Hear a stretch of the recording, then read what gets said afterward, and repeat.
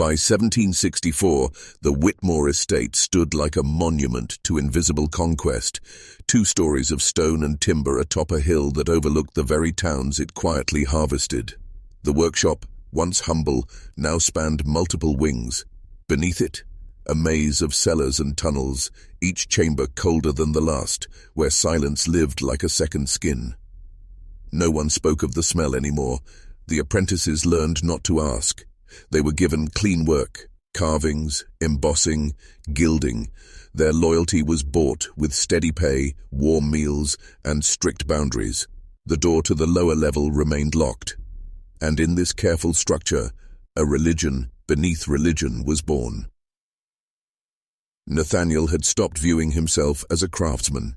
In letters unearthed from a Quaker archive, letters never meant to be opened, he referred to himself as the keeper of the body.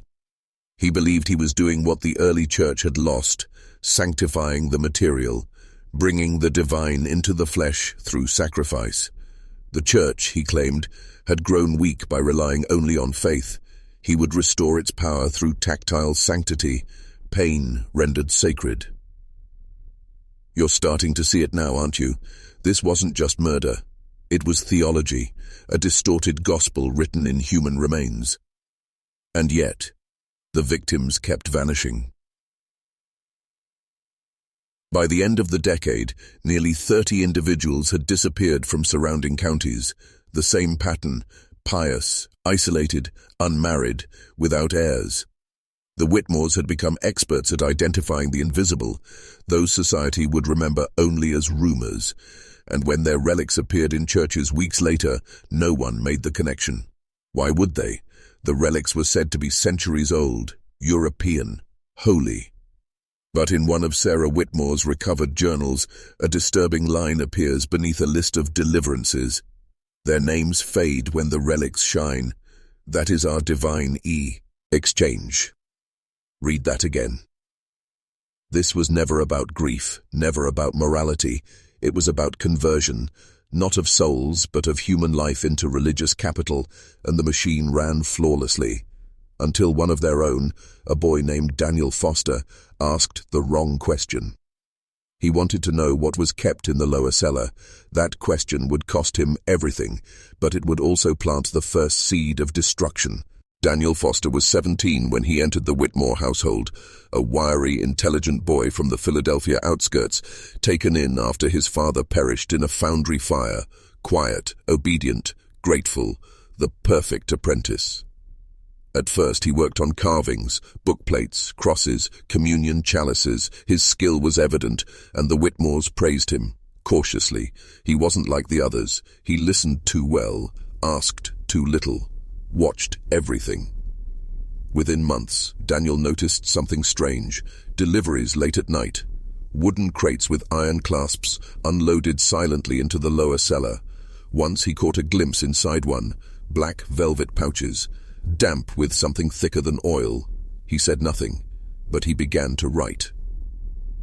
In a journal found nearly a century later, hidden beneath floorboards of a Quaker meeting house in New Jersey, Daniel's words were clear. They speak of God in daylight, but at night they prepare the dead. I have seen the glint of knives in William's belt. I have smelled the lime beneath the floorboards. It was Elizabeth who sensed his suspicion first. The matriarch had developed an uncanny intuition, perhaps from years of selection. She began asking Daniel about his loyalties, his faith, his past. One night, she placed a communion wafer on his palm and asked if he believed in the transformation of the body. He said yes. But that wasn't the answer she wanted. She wasn't asking about metaphor. She was asking if he'd serve. 2 days later, Daniel was invited below. He described it in only 4 words. I saw the truth. He never explained what he witnessed in that cellar, only that it broke something inside him. And once broken, he knew he could never leave. The Whitmores didn't kill him. That would have raised questions. Instead, they kept him close, under constant watch. They began grooming him, testing his loyalty, feeding him the same theology that had ensnared the rest of the family. For a time, it seemed to work. But Daniel was playing a longer game, one that would take years to execute. one that would cost him everything, including the lives of innocents, but would eventually pierce the darkness that had cloaked the Whitmore name for generations. His moment was coming, and when it arrived, it would not be gentle. By 1768, Daniel Foster was no longer an apprentice. He was family. At least that's what they thought. Nathaniel called him son. William trusted him with preservation tools, and Sarah confided in him like a brother. But beneath Daniel's calm exterior was a slow-burning fury, a moral wound that festered in silence. He had seen the rituals, the mutilations, the preparation of the relics. He had touched the velvet pouches filled with the dried organs of children and elderly women, sewn tight, labeled with fake saints' names, kissed by priests who had no idea they were venerating their own. He had seen Elizabeth kneel beside a corpse, whispering prayers not of peace, but of conversion, as if death was a gift they gave, not took. And worst of all, he had begun to doubt himself. Because the longer he stayed, the harder it became to remember what was evil and what was divine. The Whitmores didn't just kill, they explained, they taught, they rationalized. Nathaniel had a voice like silk and a mind sharpened by decades of theological reading. He told Daniel the truth the church feared. Power does not come from belief, it comes from what others will believe in you. Daniel wrote, "They twist the scripture like a rope around your neck, then call it salvation." So he planned. He copied ledger pages when no one was watching. He recorded victim names, dates, destinations. He carved symbols into the backs of relics, small, almost imperceptible marks. One day, he hoped someone would find them, someone outside, but he needed help, and the only man he believed might listen was Elijah Thompson, a former lawyer turned Quaker minister known for his investigations into corrupt religious practices. Daniel drafted a letter, simple, coded, a list of questions that would mean nothing to most, but everything to a man who understood relics, questions about preservation types, saint identities, shipment dates. He slipped the letter into the pocket of a traveling preacher headed to Philadelphia. It never arrived. Weeks later, the preacher was found dead in a river, his pockets emptied, his tongue removed. The Whitmores knew. Someone was watching, someone was reaching. So they tightened the circle. The cellar was sealed for a month. Apprentices were sent home. Even William, erratic, unstable, blood-obsessed William, became withdrawn. But it was too late. The seed had already been planted in the wider world, and like all seeds watered in silence, it would grow. It began, as these things always do, with whispers. By 1770, Elijah Thompson had received 4 separate anonymous letters, each written in different hands, each saying the same thing. Look to the relics. The saints are not from Europe, they were born here, and they are not dead by natural means. At first, Thompson dismissed it. Religious paranoia was common. Doomsayers and heretics often cried fraud when the churches flourished.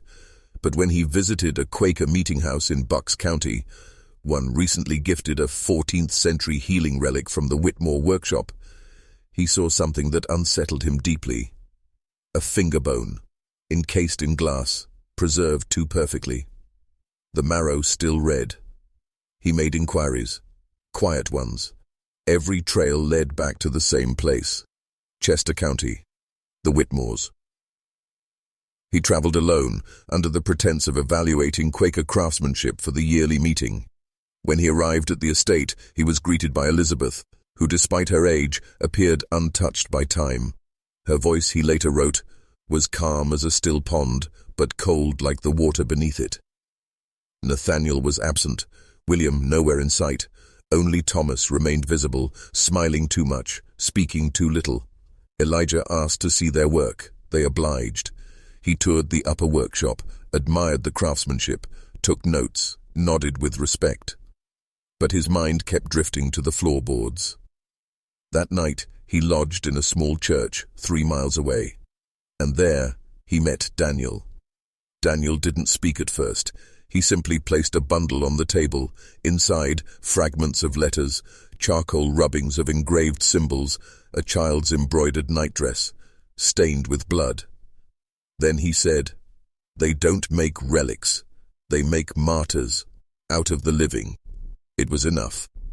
Thompson returned to Philadelphia and filed a sealed report with the Historical Society requesting official ecclesiastical inquiry, but he was told to wait, to be careful, to pray. Several elders warned him not to disrupt the faith of good people with baseless accusations. They had relics in their own churches after all. And that's when Thompson understood the scope of it, the complicity, the rot. He realized the Whitmores didn't just have a trade, they had a network, a web that stretched into pulpits, courtrooms, and institutions built on faith bought with blood. That was the moment he knew. This wouldn't be a quiet revelation, it would be war. The year was 1772 when Elijah Thompson made his first public accusation, a quiet speech in a crowded Philadelphia meeting hall. He spoke of shadows beneath sanctity, of relics that carried not holiness, but horror. His words sent ripples through the community, but the pushback was immediate, brutal, and organized. Whispers turned to threats. A once respected minister accused of slander. His sermons interrupted by parishioners chanting in defense of the relics. Letters flooded into the Historical Society demanding silence, accusing Thompson of heresy and blasphemy. The Whitmores, however, stayed behind their masks. Nathaniel penned letters to church elders, reaffirming his devotion and framing the allegations as attacks on Christian faith itself. Elizabeth led a campaign of quiet intimidation, gifts to influential families, strategic donations, even orchestrated miracles attributed to their relics that bolstered church attendance. Thomas and Sarah maintained the family's financial networks, ensuring that key figures remained invested in the status quo. William, increasingly unstable, disappeared from public view. Rumors swirled of secret rooms, of hidden chambers where the true nature of their work was practiced. But the truth was breaking out. More orphans vanished, more devout souls disappeared. The line between faith and fear blurred. Families grew suspicious but dared not speak, and the churches, they stood silent. Daniel Foster, once hopeful for change, found himself isolated and hunted. He sent desperate letters to Thompson, pleading for a united front. But the shadow of the Whitmores loomed large, suffocating dissent. Then came the night of the great storm. A violent tempest tore through Chester County, toppling trees and tearing roofs. Amid the chaos, a fire erupted in the Whitmore estate. Flames consumed the workshop, the cellar, and years of secrets. Neighbors claimed to hear screams, but the fire brigades found no bodies outside. The house burned to the ground, and in the ashes the Whitmore family vanished.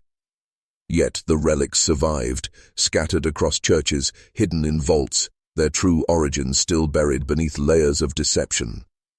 But the story doesn't end here, because the same patterns of power, control, and secret sacrifice persist in institutions that claim to protect us, in faiths we trust, and in systems we dare not question.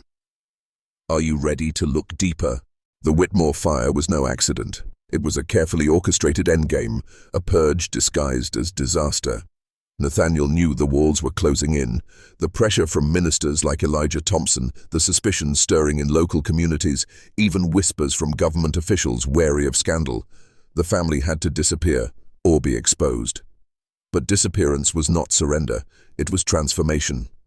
Some say the Whitmores fled westward, melting into the vast frontier beyond Pennsylvania, where their secrets would be safe beneath new skies and different laws.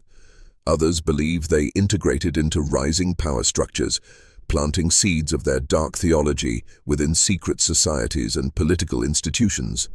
The truth is fragmented, like the relics they crafted. What remains clear is this: the Whitmore legacy did not end in ashes. It evolved. It multiplied. Relics still circulate in obscure churches, far from prying eyes. Fragments of bone, hair, even preserved flesh, tucked into ornate reliquaries, silent witnesses to a forgotten horror. Each one a link in a chain binding generations to a history no one wants to face. And more importantly, the system they created of using belief to manipulate and control is alive today. It operates not just in religion, but in politics, media, and culture, in the stories we tell ourselves about power and truth. Now you understand the danger. To ignore this history is to participate in it, To accept comforting lies is to be complicit, and to awaken, as you are now, is to become a threat. Because once you see the machinery behind the masks, you can never unsee it. You are no longer just a witness. You are an agent of change. If you're ready to keep going, say the phrase, "The hidden saints, the silent chains," twice in the comments below. It's not just words.